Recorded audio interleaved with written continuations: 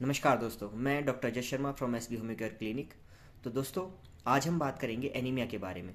Anaemia क्या है, कैसे होता है, रिस्क फैक्टर्स क्या हैं और कुछ होम्योपैथिक रेमेडीज़ उसकी एनीमिया की, जो एनीमिया के लिए बहुत अच्छी और बहुत अच्छा काम करते हैं एनीमिया में, उनके हम बारे में बात करेंगे।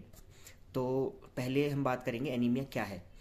तो एनीमिया जो है एक डिजीज़ कंडीशन है जिसमें जो रेड ब्लड सेल्स है हमारी, उनका प्रोडक्शन या तो सही से नहीं हो पाता है या फिर उनका डिस्ट्रक्शन हो जाता है उनकी लाइफ स्पैन से पहले ही। जैसे आरबीसीज की लाइफ स्पैन होती है 120 डेज़ की, लेकिन 120 डेज से पहले ही उनका डिस्ट्रक्शन हो जाता है किसी क्रॉनिक डिजीज़ या ऑटोइम्यून डिजीज़ की वजह से। उनका प्रोडक्शन सही से नहीं हो पाता है due to bone marrow defect, या फिर हेमरेज की कंडीशन में हमारा बहुत सारा ब्लड एकदम से निकल जाता है जितना हमारी बॉडी बना नहीं पाती, तो इस वजह से भी एनीमिया हो जाता है। कई बार एनीमिया बहुत स्लो होता है, हमको पता नहीं चलता है। किसी क्रॉनिक कंडीशन की वजह से इंटरनल ब्लड लॉस होता रहता है, जैसे कि स्टोमेटाइटिस में हो गया, तो उसमें क्या है, थोड़ा थोड़ा ब्लड आता रहता है। पाइल्स में थोड़ा थोड़ा ब्लड निकलता रहता है और हमें एकदम से उसकी कमी महसूस नहीं होती है, तो इसलिए हमें पता नहीं चल पाता है कि हमें एनीमिया हो गया है। अब बात करते हैं हम एनीमिया के कॉजेज़ क्या है। तो एनीमिया का जैसे कि मैंने बताया, पहला कॉज तो यही है कि अगर वो सही से नहीं बन पा रहे हैं रेड ब्लड सेल्स, जैसे कि सिकल सेल एनीमिया हो गया, उसमें जो रेड ब्लड सेल्स हैं उनका शेप चेंज हो जाती है। किसी किसी कंडीशन में साइज़ बढ़ जाता है, जैसे पर्नीशियस एनीमिया हो गया, ल्यूकीमिया हो गया, उसमें ब्लड सेल्स अपने आप डिस्ट्रक्ट होती चली जाती हैं ऑटोइम्यून डिजीज़ की वजह से। तो एनीमिया से होगा क्या? एनीमिया की वजह से क्या होगा, क्योंकि हमारे जो रेड ब्लड सेल्स हैं उनके ऊपर एक प्रोटीन अटैच होता है जिसका नाम है हीमोग्लोबिन। वो जो हीमोग्लोबिन है वो आयरन रिच प्रोटीन होता है, तो उसकी वजह से जब हमारे लंग्स में से ब्लड पास होता है तो जो ऑक्सीजन है वो हमारे ब्लड में एब्जॉर्ब हो जाती है, और वो होती हीमोग्लोबिन की वजह से, हीमोग्लोबिन से अटैच हो जाती है ऑक्सीजन, और वो फिर पूरी बॉडी में सप्लाई करती है।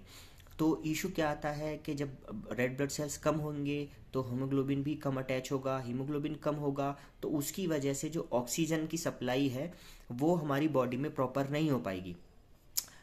अब उसकी वजह से क्या क्या होगा, उसकी वजह से सिम्टम्स आएंगे, जैसे फटीग हो गया, है ना, पेलनेस हो गई, फेस पे स्किन पे पेलनेस हो गई, है ना। उसके अलावा वीकनेस आ जाती है बहुत ज़्यादा, रेस्टलेसनेस होने लगती है, ब्रेथलेसनेस होने लगती है, वेट लॉस होगा, सोर थ्रोट हो जाएगा, डिजीनेस होगी, लॉस ऑफ एपेटाइट होगा। अब हम बात करेंगे कि ठीक है, आरबीसीज का प्रोडक्शन सही से नहीं हो रहा है, या फिर उनका डिस्ट्रक्शन टाइम से पहले हो रहा है, या फिर हीमोग्लोबिन का प्रोडक्शन सही नहीं हो पा रहा है, तो क्यों नहीं हो पाता? तो इसमें एक तो बेसिक होता है आयरन डिफिशियंसी, क्योंकि आयरन रिच प्रोटीन होता है हीमोग्लोबिन। तो अगर आयरन की डिफिशियंसी होगी तो जो आरबीसीज है उनसे हीमोग्लोबिन अटैच नहीं हो पाएगा, या फिर जो हीमोग्लोबिन है वो ढंग से बन नहीं पाएगा, तो आरबीसीज का प्रॉपर फॉर्मेशन नहीं हो पाएगा। तो बेसिक है iron deficiency. Folic acid deficiency, folic acid से क्या होता है कि जो हमारा एब्जॉर्प्शन है ना आयरन का बॉडी में, वो बढ़ जाता है। अब फॉलिक एसिड की कमी होगी तो आयरन का एब्जॉर्प्शन प्रॉपर नहीं होगा, जिसकी वजह से फिर वही सिम्टम्स आएंगे।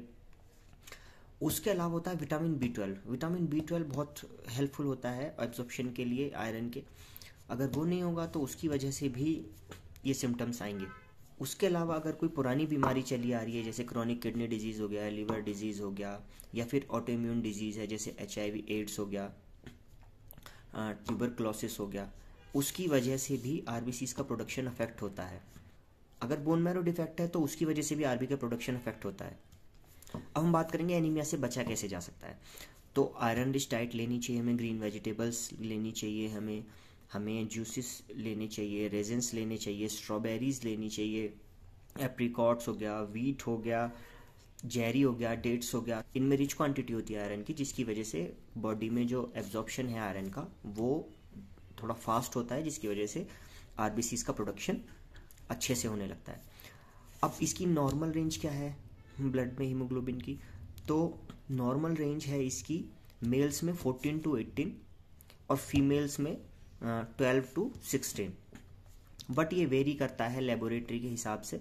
बाकी WHO जो है उसका डेटा यही है कि इतना होना चाहिए। जैसे इंडिया में फीमेल्स में जनरली 12 से भी कम होता है, जिसको हम नॉर्मल कंसीडर कर लेते हैं कुछ कंडीशन में, क्योंकि वहाँ की बेसिक कंडीशन ही ऐसी होती है कि उनको प्रॉपर न्यूट्रिशन नहीं मिल पाता, तो उनमें हमेशा से ही ये कमी रहती है।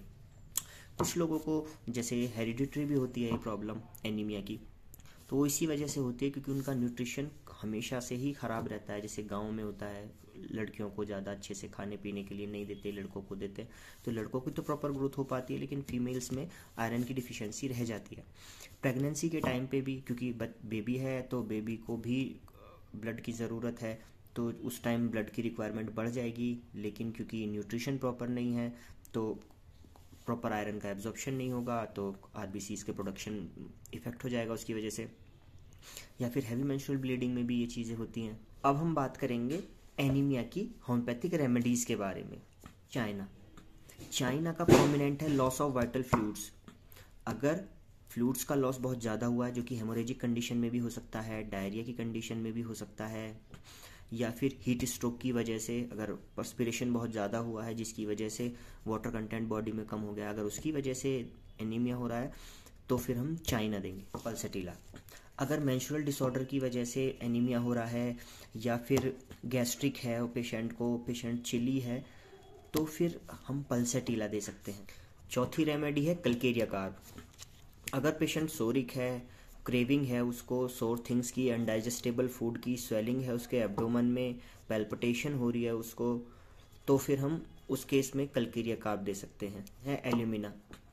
अगर कोई पेशेंट है जिसको आर्टिफिशियल फूड्स दिए गए हैं, नेचुरल फूड्स उसने कम खाए हैं, जैसे कि आजकल बच्चे चिप्स कुरकुरे और ये सब खा के ही बड़े होते हैं, उनको खाना पीना ज़्यादा अच्छे से नहीं खाते हैं, वो पुअर नरिशमेंट है, उनको प्रॉपर न्यूट्रिशन नहीं मिलता है, मीट की क्रेविंग है और स्क्रोफुलस डायथिसिस है, तो हम एल्यूमिना दे सकते हैं। छठी मेडिसिन है हमारी एसिटिक एसिड। अगर वैक्सी स्किन है, थ्रस्ट है, नर्सिंग वुमेन है जो माँ बच्चे को दूध पिला रही है, अगर उसको एनीमिया हो रहा है तो उसमें हम एसिटिक एसिड दे सकते हैं। छठी मेडिसिन है हमारी आर्सेनिक। आर्सेनिक का क्या है, मार्क एपेटाइट होगी, उसकी एपेटाइट बहुत ज़्यादा होगी, उसको अल्कोहल का बहुत मन करेगा, एंजाइटी होगी बहुत ज़्यादा, रैपिड एमेसिएशन होगा उसको, तो हम आर्सेनिक दे सकते हैं। हेलोनियास प्रॉपरली फीमेल के लिए ज़्यादा प्रोमिनेंट है।